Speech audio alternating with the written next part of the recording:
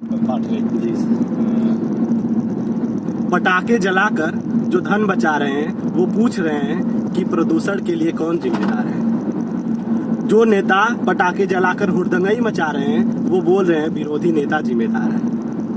और जो साल भर इंडस्ट्रीज और महंगी महंगी कारों, लग्जरी कारों से प्रदूषण फैलाने वाले कह रहे हैं कि किसान जिम्मेदार है। नमस्कार, मैं विवेक सिंह। अगर पराली के लिए किसान जिम्मेदार है तो मैं पूछना चाहूँगा कि वहाँ की सरकार क्या कर रही है। हमारे साथ ऐसे ही एक लोग जुड़े हुए हैं, विशेष व्यक्ति हैं, कुलदीप मलिक जी, जो एक प्रोफेसर भी हैं पेशे से, और वो सालों से वायु प्रदूषण के लिए, पोल्यूशन के लिए और जनसंख्या नियंत्रण पर काम कर रहे हैं। नमस्कार सर। नमस्कार विवेक जी। सर कैसे हो आप? मैं बहुत अच्छा हूँ। सर मेरा आपसे सवाल है सर कि ये जो किसानों को जिम्मेदार ठहराया जा रहा है पराली के लिए, क्या पराली जिम्मेदार है वायु प्रदूषण के लिए या आज तक ऐसा नहीं हुआ था? देखिए विवेक जी, आपके चैनल के माध्यम से मैं ये बात बिल्कुल क्लियर कर दूं स्पष्ट तौर से, और बहुत ही गंभीर बात है। जो लोग इस वायु प्रदूषण के लिए, खासतौर से जो एनसीआर का वायु प्रदूषण है उसके लिए किसानों को जिम्मेदार ठहराते हैं, आप सभी लोगों को ये पता होना चाहिए कि आज जो भी वायु प्रदूषण है यहाँ पे दिल्ली एनसीआर के अंदर, उसमें से जो 50% प्रदूषण है वो इंडस्ट्री के कारण है, फिर 25% जो प्रदूषण है वो वाहनों के कारण है। तो इसमें पराली का कहाँ से मामला आ गया? ये तो है क्या, जो नेता है, नेता एक दूसरे के ऊपर जो है ठिकरे फोड़ रहे। इन नेताओं को काम नहीं करना। यहाँ पे वाहनों की इतनी संख्या है, आंकड़ा मेरे पास है 80,000 वाहन जो है डेली जो है दिल्ली के अंदर जो है प्रवेश करते हैं। और मैं तो, आप इन वाहन को भी छोड़ो, अरे इन नेताओं की बात करो। मैं कल भी एक टीवी चैनल के ऊपर था, यही बहस हो रही थी।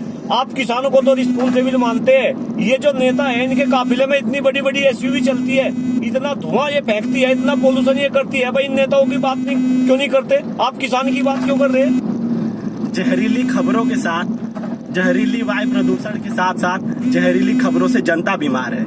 इसी बात पे मैं सर से बात कर रहा हूँ। सर ग्रेटर नोएडा से हैं और काफी दिनों से काम कर रहे हैं वेदांता फाउंडेशन की तरफ से। पीछे जुड़े हुए हैं सर के साथ ही हैं। नमस्कार, आपका नाम? मेरा नाम आशु कुमार झा है और मैं वेदांता यूथ ब्रिगेड का राष्ट्रीय अध्यक्ष हूँ जी। और हम सभी पर्यावरण, शिक्षा, स्वास्थ्य और जनसंख्या नियंत्रण पर पिछले 3 सालों से काम कर रहे हैं। और वेदांता यूथ ब्रिगेड इसी माह की फरवरी में हम लोगों ने गठन किया है, जिससे युवाओं को इस पर्यावरण, स्वास्थ्य और शिक्षा और जनसंख्या नियंत्रण के प्रति लोगों को जागरूक कर सके, उसके लिए। सर मेरा एक क्वेश्चन है सर कि जो आप आंदोलन चला रहे हैं सर, जनसंख्या विस्फोट और वायु प्रदूषण के लिए, जो बहुत ही एक अच्छा मुहिम है, तो सर क्या ये सिर्फ ग्रेटर नोएडा में ही चल रहा है या सिर्फ पूरे देश में सर? देखिए विवेक जी, ये आंदोलन, पहली तो बात मैं बता दूं कि इस आंदोलन की आवश्यकता क्यों है। मैं अलग अलग जगह, अलग अलग मंचों से, अलग अलग मीडिया के माध्यम से ये बता रहा कि इस देश में जितनी भी समस्या है, अभी तो हम फिलहाल प्रदूषण के विषय में बात कर रहे हैं, लेकिन प्रदूषण ही नहीं, आप देखो आज सांस लेने के लिए हवा नहीं, पीने के लिए पानी नहीं, खाने के लिए शुद्ध खाद्यान्न नहीं, अच्छी एजुकेशन व्यवस्था नहीं, बच्चों के लिए रोजगार नहीं, रोड पे चलने की जगह नहीं, अभी हम यहाँ पे हाईवे पे चल रहे हैं, यहाँ पे चलने की जगह नहीं। इन सभी समस्याओं के पीछे अगर कोई जड़ है, कोई माँ है, तो वो है हमारे देश की बढ़ती हुई जनसंख्या। नेताओं को क्या करना? नेताओं को करनी राजनीति। परसों में एक मंच के ऊपर था, अंतर्राष्ट्रीय एक सम्मेलन था राजस्थान के अंदर, मैंने वहां से भी आदरणीय प्रधानमंत्री नरेंद्र मोदी जी को ये चैलेंज किया कि आप अगर वाकई में इस देश को विश्वगुरु बनाना चाहते हैं, मोदी जी बोलते हैं ना कि हमको इस देश को विश्वगुरु बनाना चाहते हैं, तो आपको कहीं ना कहीं जनसंख्या को कंट्रोल करना पड़ेगा और आपको देश में जल्द से जल्द और सख्त से सख्त जनसंख्या नियंत्रण कानून बनाना पड़ेगा। और हमें पूरा विश्वास है आदरणीय प्रधानमंत्री नरेंद्र मोदी जी के लिए कोई बड़ी बात नहीं। अरे जो आदमी इतने अच्छे अच्छे सारी समस्याओं के सोल्यूशन धीरे धीरे देते जाते हैं, जो धारा 370-35A को हटा के कश्मीर की समस्या का सोल्यूशन दे सकते हैं, जो राम मंदिर का सोल्यूशन दे सकते हैं, तो उनके लिए कोई बड़ी बात नहीं। और हमें पूर्ण विश्वास है कि इस देश में जल्द से जल्द सख्त से सख्त जनसंख्या नियंत्रण कानून बनेगा और इन सभी समस्याओं से इस देश को छुटकारा बनेगा और आने वाले समय में ये देश विश्वगुरु बनेगा और आप जैसे लोगों की इसमें अहम भूमिका होगी। सर ने जैसा बोला कि पोल्यूशन और कहीं न कहीं जनसंख्या विस्फोटक भी जिम्मेदार है, जनसंख्या भी जिम्मेदार है प्रदूषण के लिए। सर जैसे कि किसान को हम बोल रहे हैं कि किसान जिम्मेदार है सर, सिर्फ हरियाणा के किसान, पंजाब के किसान, चाहे पूरे देश के किसान हो, वो बोलते हैं कि सर उनको जलाने के लिए पराली सिर्फ एक माचिस की तीली की जरूरत होती है, और अगर किसान जलाना नहीं चाहता पराली को, वो भी गलाना चाहता, लेकिन ऐसे इतने महंगे कंपोजर आते हैं, अगर सरकार उनको कंपोजर डिकम्पोजर देता तो वो जरूर गलाते। लेकिन सर इसके लिए सरकार का कुछ पहल हो, तभी तो सर इस चीज का आगे निवारण हो सकता है कि पोल्यूशन के लिए सिर्फ पराली को जिम्मेदार ठहराना सही नहीं होगा। देखिए विवेक जी, सबसे पहले तो हम इस अवधारणा को बिल्कुल गलत साबित कर रहे हैं, और मैं बिल्कुल गलत साबित कर रहा कि केवल और केवल पराली के कारण इतना। अरे पराली का तो नहीं ना हुआ बना रखा, पराली के कारण तो बहुत जरा सा प्रदूषण है, और पराली कितने टाइम तक जलाई जाती है। और ये पोल्यूशन केवल दिल्ली एनसीआर में नहीं, आप देखो ये पोल्यूशन राष्ट्रव्यापी समस्या है। लखनऊ के अंदर, कानपुर के अंदर, इलाहाबाद के अंदर, मेरठ के अंदर, मुजफ्फरनगर के अंदर, पूरा उत्तर भारत आज प्रदूषण की चपेट में है। क्या सब जगह पराली जल ली? अरे नहीं भाई, हमें सोचना पड़ेगा। आप देखो जमीन के अंदर कितना पोल्यूशन है। हम पराली पराली कह के, अच्छा मुझे एक बात बताओ, मैं भी किसान फैमिली से हूँ, और मैं बताता हूँ आज इस देश में अगर सबसे ज्यादा कोई परेशान है वो देश का किसान है और मजदूर है। और ऊपर से हम उन किसानों के लिए, भाई अगर पराली से समस्या है तो क्या ये देश की सरकार उन पराली का कुछ निदान नहीं कर सकती? उनको पराली की भी एक्चुअली अगर हम गंभीरता को देखें तो पराली में दिक्कत क्या है, पहले सब हाथों से जो है वो काटते थे, धान की कटिंग होती थी। लेकिन धीरे धीरे आधुनिकता के तौर पे अब धान की कटिंग हाथों से ना होके अब कटिंग जो है मशीनों से होने लगी। तो वो ऊपर का हिस्सा काटते, नीचे का हिस्सा जो है वो ऐसे ही रह जा। तो किसानों के अलावा कोई चारा नहीं कि भाई उनको जो है वो जो है उनको जलाए ना। हाँ, अगर सरकार के पास कोई सोल्यूशन है, वो किसानों को जो है पैसा दे या कुछ और उनकी पराली का कुछ ऐसा इंतजाम करे जिनसे उनकी आय बढ़े। लेकिन दिक्कत क्या है, अब आपसे मैं एक बात पूछ रहा, दिल्ली की सरकार कह रही कि ये हरियाणा और पंजाब की सरकार का दोस्त है, हरियाणा वाले कह रहे कि ये दिल्ली की सरकार का दोस्त है। अरे भाई, इन नेताओं को राजनीति करनी है, समस्या का सोल्यूशन नहीं निकालना। इन राजनीतिक इच्छा शक्ति प्रदूषण को लेकर नहीं है। कितना बड़ा दुर्भाग्य इस देश का है कि दिल्ली के मुख्यमंत्री आदरणीय अरविंद केजरीवाल जी बच्चों को मास्क बांट रहे। अरे शर्म आनी चाहिए। आज देश को 70 साल से ज्यादा आजाद हुए को हो गए। ये देश के नेता हमारे बच्चों को अच्छी हवा नहीं दे सकते, अच्छी शिक्षा व्यवस्था नहीं दे सकते, अच्छा खाद्यान्न नहीं दे सकते।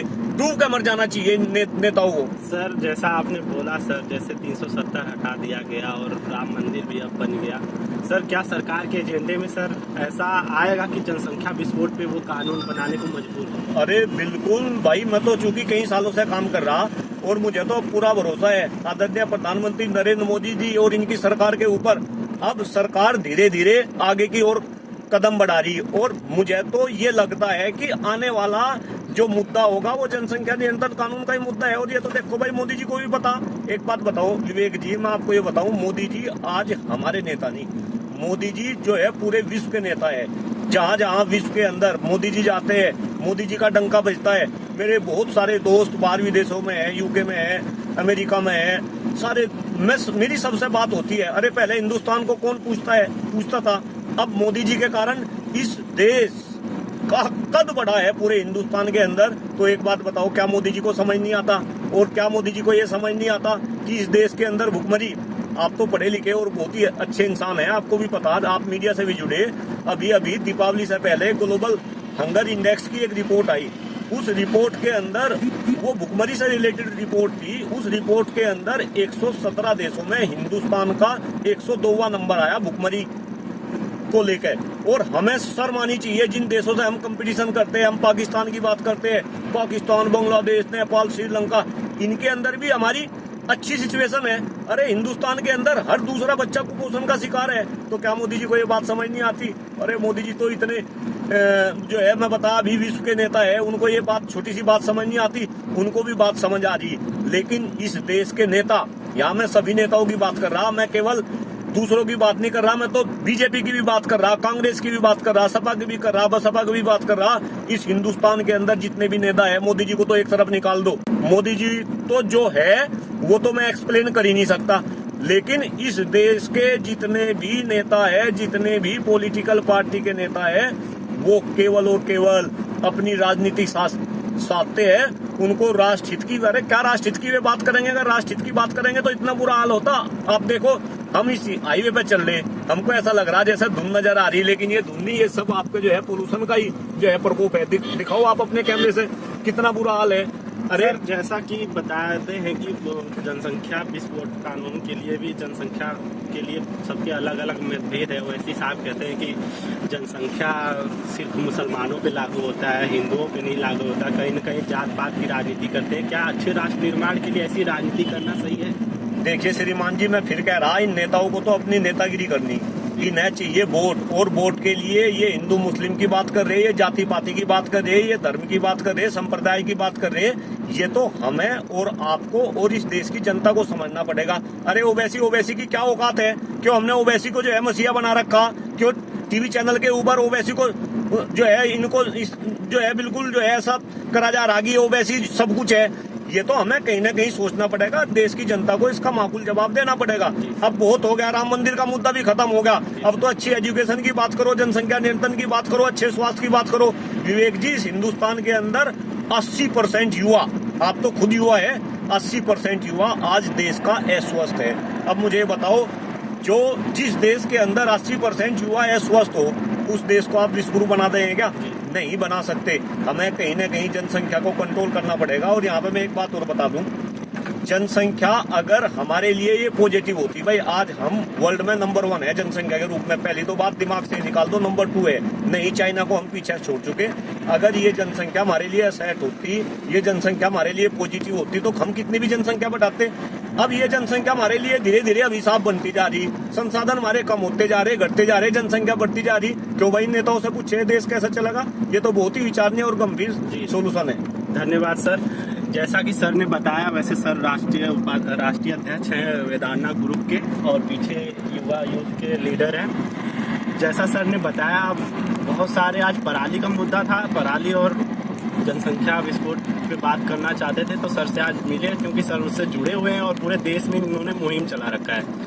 किसान पराली को जलाना नहीं, गलाना चाहता है, क्योंकि उसके लिए अगली जुताई के बाद बुआई बहुत जरूरी होता है, और किसान अपने परिवार के लिए और उसके जीवन के लिए वो जलाने के लिए मजबूर होता है। उसके लिए उसके राज्य सरकार को सोचना चाहिए कि वो डिकम्पोजर फ्री में किसानों को दिलवाए, जिससे वो पराली को जला ना सके, गलाए।